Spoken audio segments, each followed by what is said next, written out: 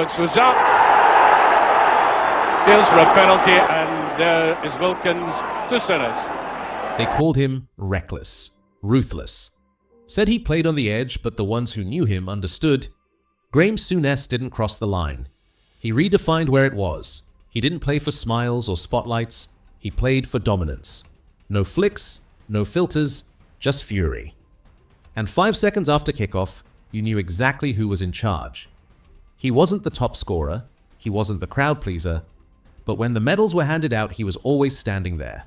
5 league titles, 3 European Cups, 4 League Cups, and a presence that outlived every stat. He didn't glide like Keegan.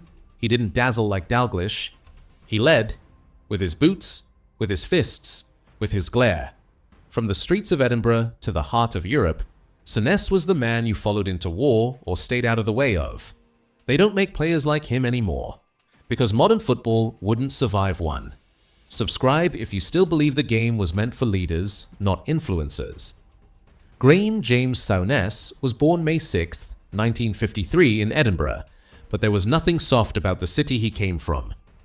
This wasn't a place that gifted dreams. It carved them out of grit, silence, and frostbitten mornings.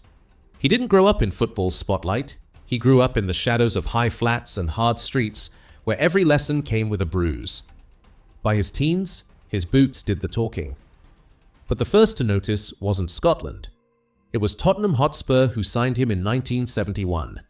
He made a single appearance for Spurs, a late substitute. That was it. 1 game, no farewell, no fairy tale. But rejection didn't break him. It armed him. In January 1973, he left London for Middlesbrough, a club that matched his hunger tough, overlooked, and ready to climb. Under Jack Charlton, Souness didn't just develop, he transformed.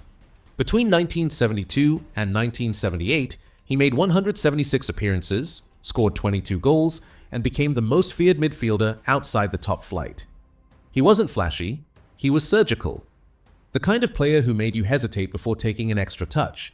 And by the time Liverpool came calling, he wasn't just ready, he was inevitable. January 1978.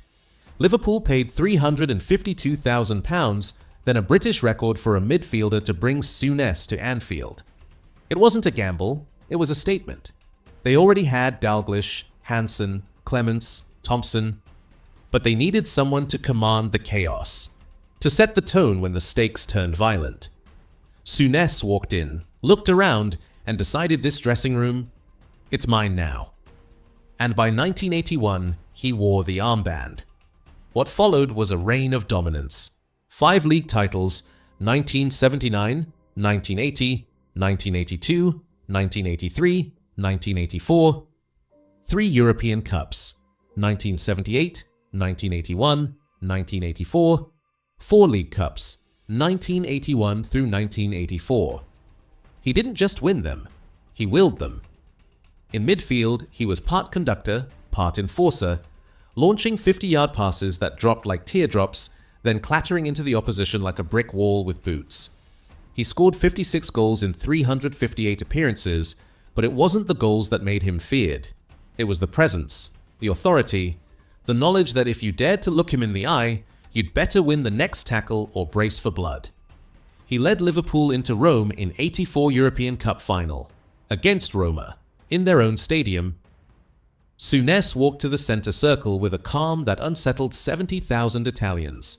Liverpool won on penalties. Because fear doesn't survive when Souness is your captain.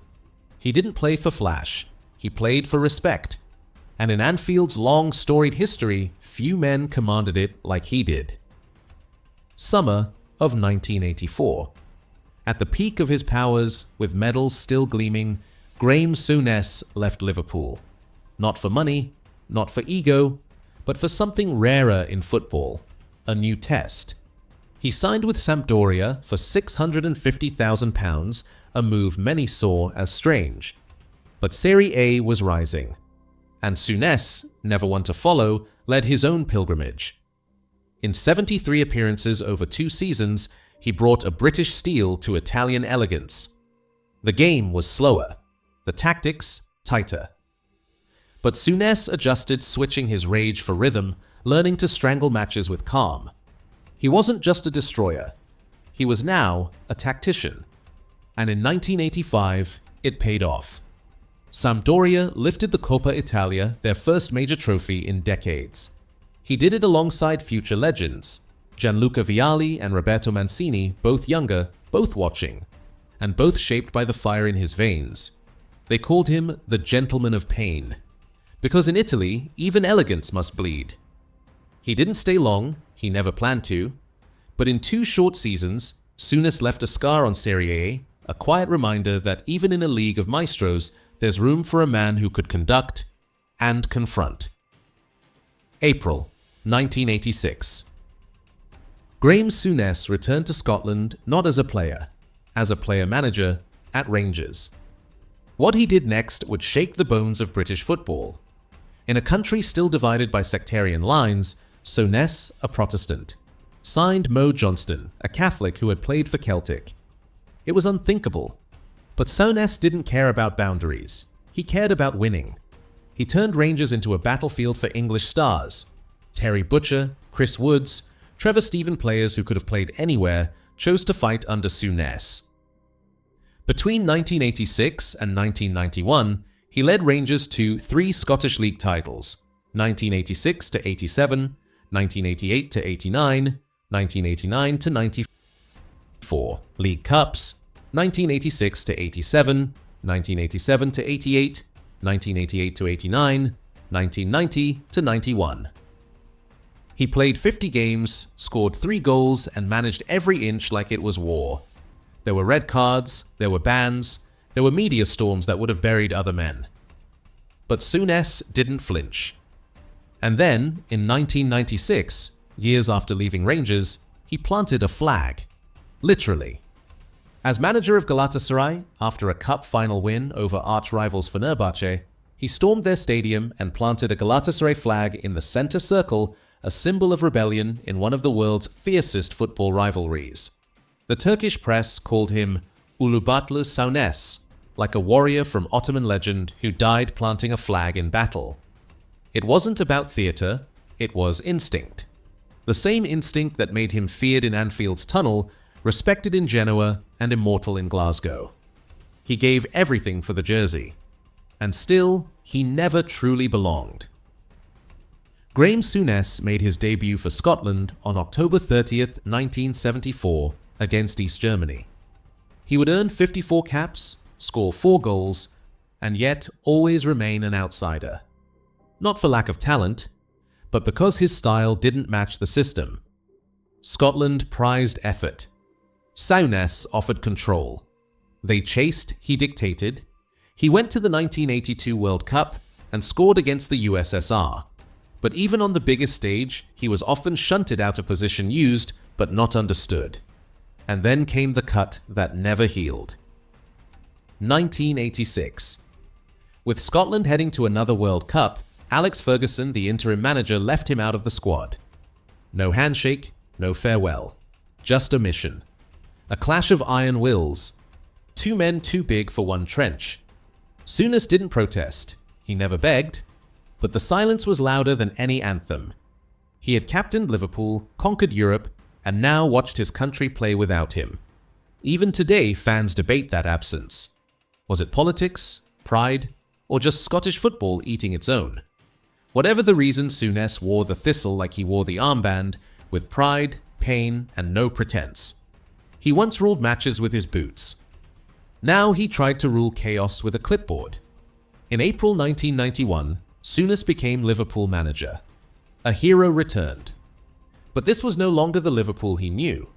The boot room was crumbling, the squad was aging, the league was changing. Still, he won the FA Cup in 1992. 1 trophy. But not enough. The fans grew restless, the media hunted blood, and Souness, already recovering from heart surgery, made a mistake. He sold an exclusive post-op story to a tabloid on the anniversary of the Hillsborough disaster. It was a miscalculation. And it broke something. By January 1994, he was gone. But Souness didn't disappear. He moved to Galatasaray in 1995 and in 1996 he won the Turkish Cup and planted that flag. Then came more clubs: Southampton 1996 to 97, Torino 1997, Benfica 1997 to 99, Blackburn 2000 to 2004, where he won the League Cup in 2002, Newcastle United 2004 to 2006. Results were mixed. Controversy followed. But players who fought under him remember the fire. He didn't play favorites, he didn't soften edges. He told you the truth whether you liked it or not. And in an era drowning in diplomacy, Souness still walked in boots. When the boots came off, his voice stepped forward. Since the early 2000s, Graeme Souness has sat in the Sky Sports studio not to entertain, but to cut through the fog. No cliches, no soft takes, just the same stare, the same standard, aimed now at modern players who forgot what it meant to earn respect. In 2018, he tore into Paul Pogba. Not for fun. For what he saw as a lack of commitment, a betrayal of the badge. Social media exploded. Fans called him bitter, old school, out of touch. But others listened and nodded. Because Souness wasn't selling opinions. He was living convictions. Week after week, he's been the voice of old football's spine. Hard truth, earned glory, no shortcuts. He praised the fighters, questioned the influencers, and reminded a new generation that elegance without courage is decoration. You don't have to agree with him, but you can't ignore him. And in a world of spin, he's still a man of substance. There's no statue, no Netflix documentary, no mainstream myth written in marble, and yet his fingerprints are on every era he touched. From Edinburgh's backstreets to Anfield's summit, from the Coppa Italia to Istanbul's fire, from Rangers' revolution to every hard truth spoken in a Sky Sports chair, Graeme Souness left it all on the pitch, and off it. He was never your favorite. He never asked to be. He didn't chase applause, he chased standards. He wasn't soft, he wasn't sweet. But he was true. In a sport now padded in PR, his story feels like steel in a silk world. Raise a glass not to the trophies, not to the tackles, but to the courage it takes to be disliked for being right.